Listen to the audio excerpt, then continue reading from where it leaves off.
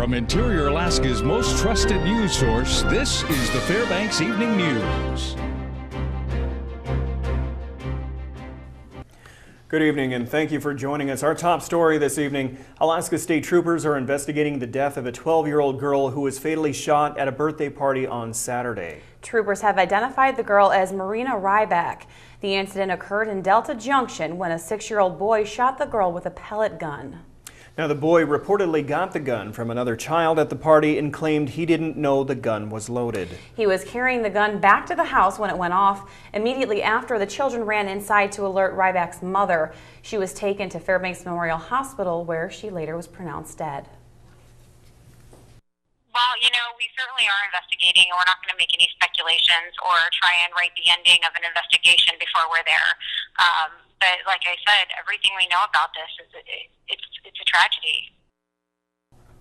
Alaska State Troopers are investigating a reported assault. A woman staying at the Monson Motel in Fairbanks was reportedly awakened by a man who held a knife to her throat. Now, according to troopers, the victim was intoxicated and changed her story multiple times. Also, there was no physical evidence collected at the scene. The knife that caused minor injuries to the victim was wiped clean before troopers could gather fingerprints. The man was described as a slim white male, 6 feet tall with light brown hair and blue eyes. Anyone with any information about the incident is asked to phone troopers in Fairbanks at 451-5100. The Princess Riverside Lodge will close in mid-December until May of 2014. A spokesperson for Princess says the hotel wasn't making enough profit during the winter season because their utility costs increased along with business competition. He says some staff will work at the Westmark during the winter, which is their only year-round property. The company hasn't decided the long-term future of the hotel, and they will, quote, take it year by year. So you factor in, you know, high supply, really flat demand. We don't really see there's any, you know, growth this winter, you know, that's going to change that situation. But also the high utility costs in Fairbanks. I think everyone experiences that firsthand, whether you're a resident or a business owner. And it's no different for us. Officials say they don't know when the state health care exchange may be reopened. It was shut down Friday because it wasn't giving proper calculations for the cost of health insurance. Only 3 people had registered in the 3 weeks it had been open. The exchange, called Enroll Alaska, was started to help people sign up for health insurance under the health care reform law. The program was suspended because of problems with the subsidy calculator. While Enroll Alaska has shut down for now, people can still sign up at healthcare.gov. All right, Daryl, well, we have got to discuss this unseasonably warm weather. What is up with this? It is kind of ridiculous. I love it, though. Oh, you do? We need to enjoy it. Well, yeah, we'll see next month when we have no snow buildup for all of our pipes and water mains and stuff like that. But you know who's the expert on that is Mike Schultz. Absolutely. Right. Mike, what do you have to say? Well, we are looking at a strange October, as you were saying. The temperatures are going to continue quite mild today and then start cooling off again tomorrow. And by this weekend, we could be looking at temperatures in the teens. So we are looking at a little bit of a change going on there. As far as what's going on temperature-wise right now across the area, you can see we're looking at temperatures around 47 degrees at Allison Air Force Base, Delta Junction, 47 degrees, Fort Wainwright at 53, also 53 at Fairbanks and North Pole. And all right, Mike. Well, apparently his mic is just... Mike's mic is not working. Mike's mic is not working. It must be too hot. I don't know. But when we come back, we'll have more news for you, including the Fairbanks International Airport.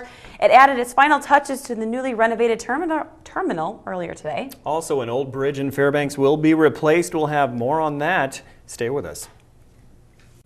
Welcome back to the Fbx Evening News. The Fairbanks International Airport added its final touches to the newly renovated terminal earlier today. The 1923 Curtiss GN4D, or Jenny, airplane, which was once owned by Carl Ben Eielson, now hangs from the terminal ceiling just above one of the baggage claim conveyor belts. This is the same aircraft that hung in the terminal before they remodeled in September of 2007. According to officials, it was disassembled and removed from the original terminal by UAF CTC aviation maintenance students and moved to their aviation shop at Hutchinson Institute of Technology, where 90% of the restoration work took place. Officials explained the aircraft's significance to Fairbanks and their preparation efforts. It seems like the proper place for the aircraft is in the Fairbanks terminal, welcoming visitors to Fairbanks. You know, the aircraft ties us back to our aviation heritage and aviation history. So being at the Fbx Airport, I think, is the proper place for it. And it's great that the new terminal was designed knowing the aircraft would be hanging back in it. The Experimental Aircraft Association restored the aircraft, built the wings from scratch, and the aircraft was reassembled on site by UAF CTC aviation students in preparation for its hanging. A massive landslide blocked the Denali Park Road this week at mile 37, where the road leads up to Sable Pass. Because of the condition of the slope, the park is advising visitors who are bicycling or hiking along the park road in this area to stay out of the work zone. Now, fortunately for the crew, the weather has been unseasonably warm, and this has allowed them to make strides in the clearing process. The road is currently closed to traffic and normally is not accessible this time of year. Army and local government officials will be taking a tour of the Fairbanks metropolitan area commuter system's new bus route serving the Fort Wainwright and Greater Fairbanks community on Tuesday. Regular service to the Army post is slated to begin November 4th. The route to Fort Wainwright begins at the Downtown Transit Center at 5:45 a.m. Monday through Friday, completing 12 routes throughout the day. The route will also run on Saturdays. The Wendell Avenue Bridge is close to 60 years old and does not meet current standards established by the Department of Transportation. So the decision has been made to bring the bridge down and construct a new bridge, complete with pedestrian and bicycle facilities. Construction will begin in 2016 and would take anywhere from a year to a year and a half. Tomorrow night at the Morris Thompson Center at 5:30, the public is invited to see and hear a presentation and discuss the project with officials from the Alaska DOT. It has some foundation issues that don't meet today's structural design standards. So instead of repairing the bridge, we're going to replace it.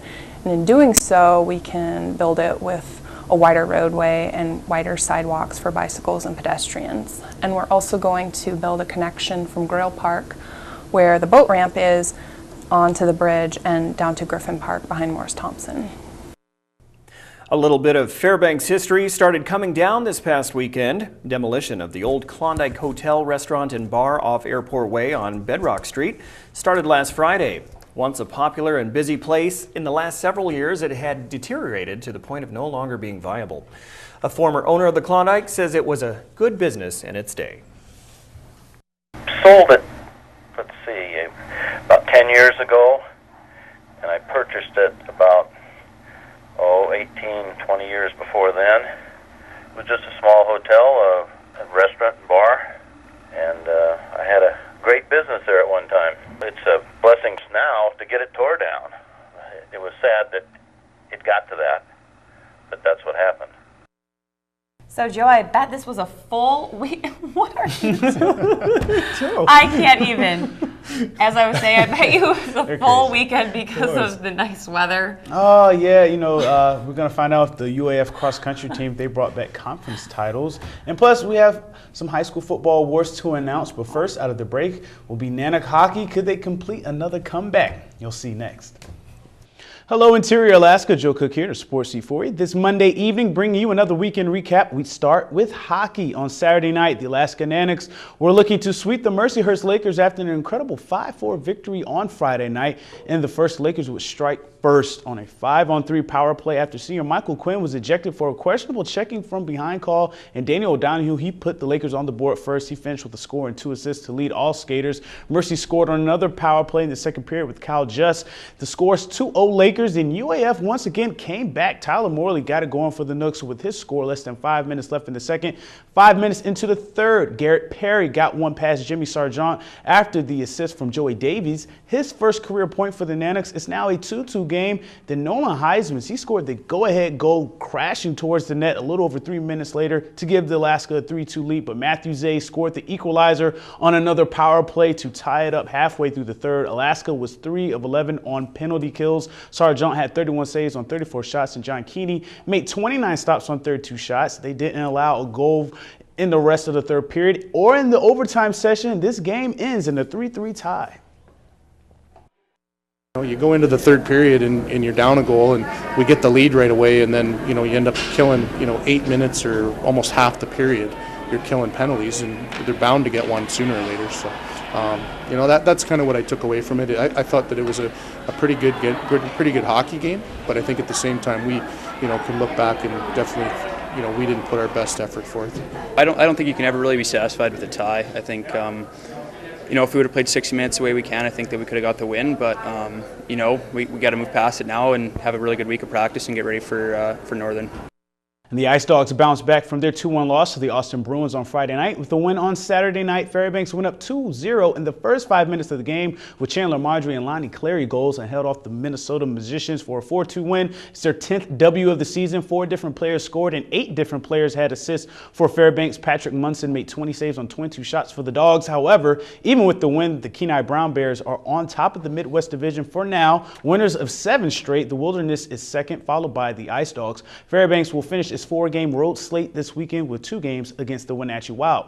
And the UAF cross-country team was in the GNAC championship races over the weekend and had some improvements from their runners despite similar team finishes in consecutive seasons. The women's team repeated in 8th place, but senior Allison McFeeters led a team of 7 freshmen. McFeeters ran a PR of 21 minutes 36 seconds in the 6K race, finishing in 23rd place, which was 20 spots better from a year ago and over a minute faster as well. Nicole Bath led the freshman class, coming in at 46 for scoring with the 22-minute 34-second time. And for the men's team, redshirt sophomore Ross McDougal leads the Harriers again, finishing the 8K in 26 minutes 2.8 seconds, which was 25th in scoring and 27th overall. 3 Knicks finished within 10 seconds of each other for 37th, 41, and 44 in scoring positions as the men's team finished in 7th place, which is a place up from a year ago. UAA swept the titles as the women's team won their 5th straight. The men won their 4th straight, just 3 points over Western Washington. The Knicks will be back on the trails on November 9th for the NCAA Western Region Championships in Spokane, Washington.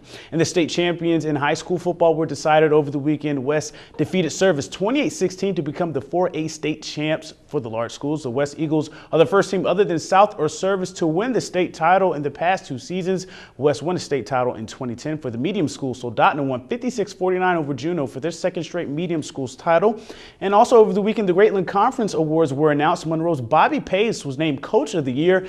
Pace led a Monroe team that had 11 to 15 players, mostly 13 most of the year, to their first state title game appearance against the Nikiski Bulldogs. The Rams won a share of the Greatland Conference regular season crown, going 5-1. They were the #1 seed going to the playoffs, courtesy of a coin flip. Isleson's Tony Griffith was named Offensive Player of the Year, amassing over 1,600 yards of offense and 25 touchdowns for the Ravens. Isleson's Kenyon Kincaid shared Lineman of the Year honors with Brandon Derryfield of Valdez. And here are the first-team Greatland Conference recognitions. Nikiski's Luke Johnson was named Player of the Year for the Bulldogs. For Monroe, Michael Novell's on the first team at tight end and interior defensive lineman. Tyler Wells was at quarterback. Scooter Bynum as a wide receiver, defensive back, and return specialist.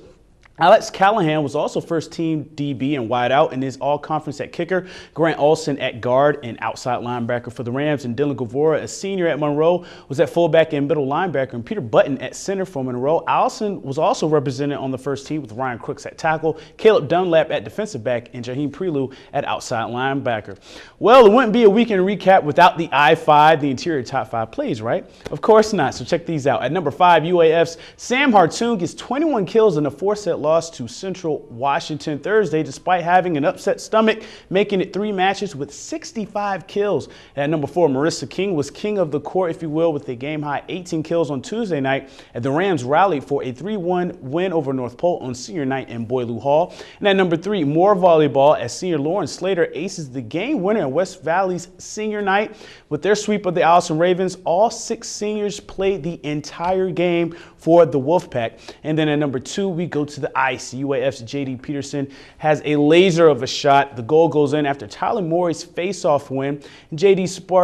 Peterson's goal sparked a huge comeback against Mercyhurst on Friday night for the big comeback win. And then at number 1, it was the game winner. Seniors Colton Beck and Cody Kunick complete the comeback, scoring a shorthanded power play goal. And this game-winning goal by Kunick, as the 2 captains scored and assisted on 3 of the 4 unanswered goals to come back for a 5-4 win on Friday night. After trailing 1-4, it was a 3rd straight come-from-behind victory for the Nooks. To select the play of the week, go to our YouTube, Facebook, and Twitter pages at KTVF Joe Cook and at KTVF 11 Sports and tell us the play of the week. And that'll be announced on Friday. And that'll do it for sports tonight. Thanks for rocking with me for a little while. Mike Schultz is next with your full weather forecast, and we'll catch you next time. Hello everyone, welcome back in to Fairbanks Evening News. Mike Schultz with you once again for a look at weather. Before I was doing my silent movie imitation of weather, I will tell you what I was saying then because we have the microphones fixed now. The cooler temperatures are definitely on the way. After today, we're looking at temperatures to continue to drop, and by this weekend, could be looking in the teens. Okay, let's take a look at what's going on as far as our photograph for tonight. This one's sent in by Joey Ordway. He was up at the Fort Knox area at the sunset time and got this photograph for us. And again, Joey, thank you for that. And if you have a photograph to share, by all means, send it to Mike Schultz at KTVF11.com. What's going on at the airport right now after a high of 54 degrees, which is a new record high for this date. The old record was 48 in 1923. Our temperature right now, 45. The overnight low is 17 below in 1953. Not even close to that last night, 36 degrees. Sunrise and sunset, 8 hours and 8 minutes of daylight, a loss of 6.5 minutes from yesterday. Look what's coming our way. This is the next big batch of moisture that's working its way into our neck of the woods. It is very, for the most part, middle and high clouds, but still, we're going to squeeze a few raindrops out of it tonight and tomorrow. Then after that, things look better, but the wind direction will shift to the northwest, which means cooler temperatures coming in. Elsewhere across the states today, we see again a little sunshine around the Ketchikan area, some rain showers at Bethel, Nome 41 degrees and 31 at Barrow. Lower 48 weather tonight. Here's what it looks like, and things are looking fairly good over the western half of the country. Temperature is very nice, 70 degrees at Salt Lake City. Elsewhere we have showers of rain and snow around the Minneapolis area and just partly cloudy to cloudy skies across the southeastern sections. On a lower 48 satellite, you can see a little bit of activity moving around the Dallas-Fort Worth area, a frontal system moving across the northeast, and a new storm is expected to develop across the interior in the northern plains, and that'll be bringing more snow to those folks there. Well, what's happening for Alaska for tomorrow? The northern section, snow showers at Barrow, cloudy in Nome, and light snow for Fort Yukon. Here in the interior, looking at the winds decreasing for Delta Junction and Healy with just some periods of rain off and on for both Healy and the Fairbanks area. Over the southeastern sections, periods of rain at Juneau with mostly cloudy skies at Ketchikan. And over the southwest part of the state, it looks like rain showers at Colby, a few clouds for Bethel, and more rain expected in Kodiak Island. And over the south central regions, partly cloudy for Anchorage and Homer with rain expected in Valdez. All right, time once again for kids weather. This week we're going to be visiting with the kids from the Arctic Light, I should say, elementary school. And tonight, here's a young lady who was involved in a flood. One day I was playing with my cousins. I heard some thunder. It kind of scared me. Then it started to rain. It rained for many days. When I looked outside, there was a lot of water coming up by my house. When I left our home because it was a flood. The water got very deep. I had never been in a flood before. And everything turned out good for Cassandra. We're happy for her. Tomorrow night, a young lady will be here with a picture to share with you. Here's your forecast for the remainder of the night. 34 degrees, scattered showers becoming steady rain after midnight. Tomorrow's forecast, 37 degrees, cloudy with areas of fog and rain. And the extended forecast, as you can see here, temperatures definitely starting to take a dive down to the low to mid-20s by Friday and Saturday, with a chance of a little snow on Thursday night, Halloween, and into Friday. And then also we're looking at cooler temperatures, especially over the weekend, as temperatures will once again be working their way to the low to mid 20s, and even some teens are possible on Saturday. All right.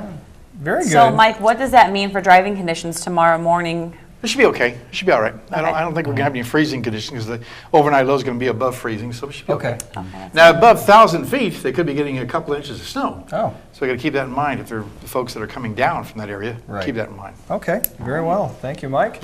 And that will wrap up this edition of the Fairbanks Evening News. As always, we are glad you could join us. Tonight on the NBC Nightly News, new allegations of the U.S. spying on its allies and questions about what the president knew and when. That's next with Brian Williams. If you see news happen, you can call our newsroom at 458-1830. And we always get requests for this, so we're going to give you more ducks. Ducks. What? We'll see More back here. ducks? We'll see you back here at 11. Ducks.